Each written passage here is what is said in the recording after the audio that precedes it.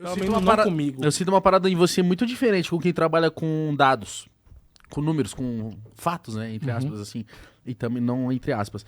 As pessoas que eu vejo, assim, sei lá, o meu professor de química, o meu professor de física, as pessoas que eu lembro, assim, eles eram mais frios. Eles eram números. E até quando você lidava com eles no sentimento, eles, não, calma, tem que ver, tem que analisar, né? Bem assim. Não deixava o emocional aflorar tanto. E aí você tem uma parte que eu gosto muito, que é o seu emocional. Menino, ele... Ser humanozão, né? Exato, é um ser humano antes de você ser o próprio economista. Então isso é muito louco, isso é uma parada que me faz, tipo, aquecer o coração. Porque normalmente a gente vai ver essas pessoas lidando, tipo, de forma muito...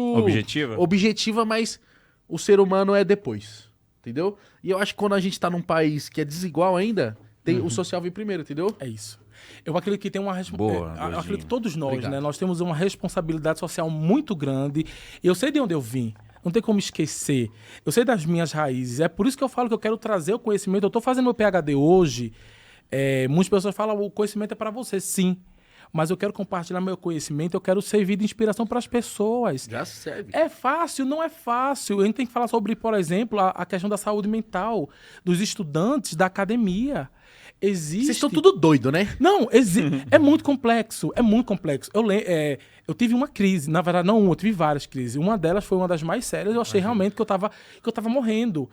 E eu tava assim, entrei em crise, fui dirigindo para o hospital achando que eu ia morrer, que eu ia ter um infarto. Ansiedade? E cheguei lá, o médico falou, não, é ansiedade. E é ansiedade porque eu tô num lugar sozinho, eu tô sem minha família, eu tô sem meu Outra apoio, língua. tô falando uma outra língua, cultura. eu tô tendo que lidar com outras pessoas, outra cultura, e tudo isso na minha mente. E fora isso, tem a questão que no Brasil eu sou muito amado.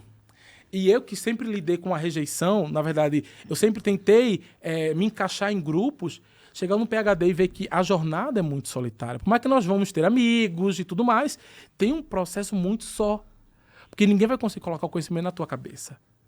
Se você não abrir o livro, se você não estudar... E tem que ser do seu jeito ainda, né? Tem que ser do seu jeito.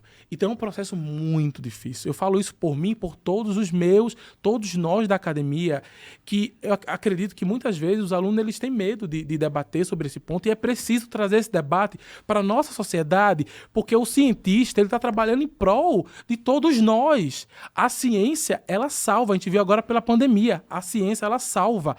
O acadêmico, ele está dando a vida dele. Ele está perdendo... A gente fala sobre, por exemplo, trabalhar de segunda a sexta. O acadêmico, ele não tem final de semana. Eu não sei o que é final de semana, o que é dia santo. Não existe isso, porque a gente tem que estudar, a gente tem que trabalhar, a gente tem que produzir. E é uma produção que nos dá prazer. Mas chega um momento, por exemplo...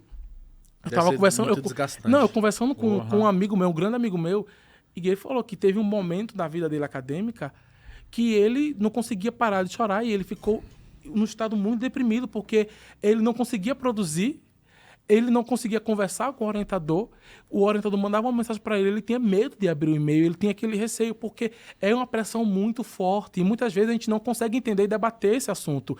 Então, eu acredito que eu tenho dinheiro, glória ao Senhor, a vitória que ele venceu. Ai, Deus! Eu tinha dinheiro, eu tinha uma casa vigorosíssima, que eu, assim, amigo, eu fui morar na mansão. Chama! Lá, que eu não sou obrigado. Amigo, já que eu tô na labuta, pelo menos que seja uma labuta gostosa, né? Uma labuta confortável. Comprou a casinha. Então, lá não, lá é alugado. A minha casa é lá em Recife, de milhões também. Toma. Então, assim, eu tava numa casa maravilhosa, Presta atenção, irmão. um carro maravilhoso, com dinheiro, sem preocupação, e eu tava sofrendo.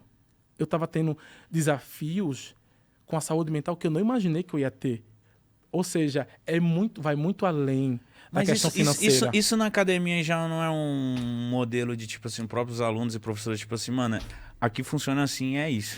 Então, mas Se fode aí. Não, mas é que tá, a gente tem que debater isso, porque, por exemplo, na UC Davis a gente tem um apoio da universidade para a saúde mental. Isso existe.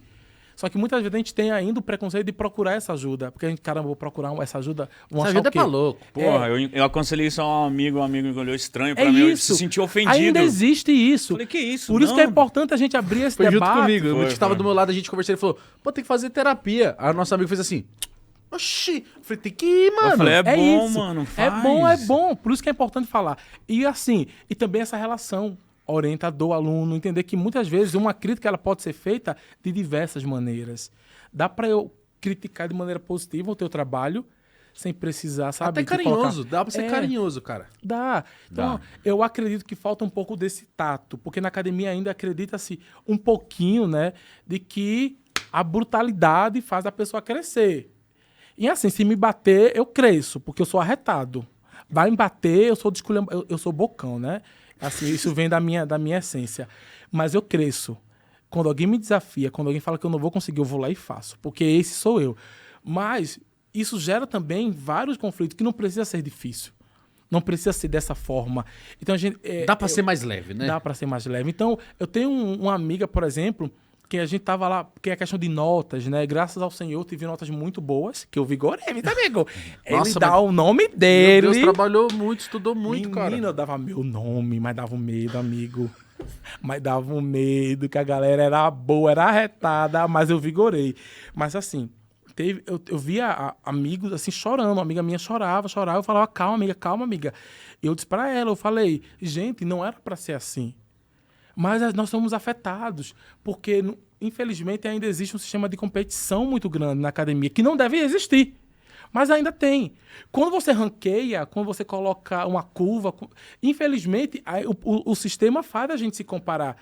Graças a Deus, a minha turma agora era muito, muito tranquila quanto a isso. Então, assim, a galera era muito tranquila e tudo mais, mas ainda assim, individualmente, nós tínhamos uma competição interna, né, consigo mesmo. Ah, desde a escola é assim já, né? É bem pesado. Mas assim, graças ao Senhor, tô mais leve. E eu falei, olha, Gil, você tá aqui estudando pelo conhecimento. Então, se você começar com essa agonia de novo, eu vou dar na sua própria... Eu vou dar em mim mesmo, né? Porque eu brigo com mim mesmo. Falei, não vai ter isso. Mas até eu entender que eu precisava sim, eu falei, não, eu vou ter que buscar ajuda, eu vou ter que seguir um tratamento, vou fazer terapia, porque eu não sou tão forte para conseguir lidar com tudo isso Ninguém é, sozinho. cara. Ninguém é. Entendeu? Então, eu acho que foi muito importante, porque ainda tinha esse orgulho pessoal de eu querer ser o super-homem que cuida de tudo, que faz tudo. Eu acho que eu precisei passar por isso também para eu entender a humildade e entender que eu também, todos nós, precisamos dessa ajuda.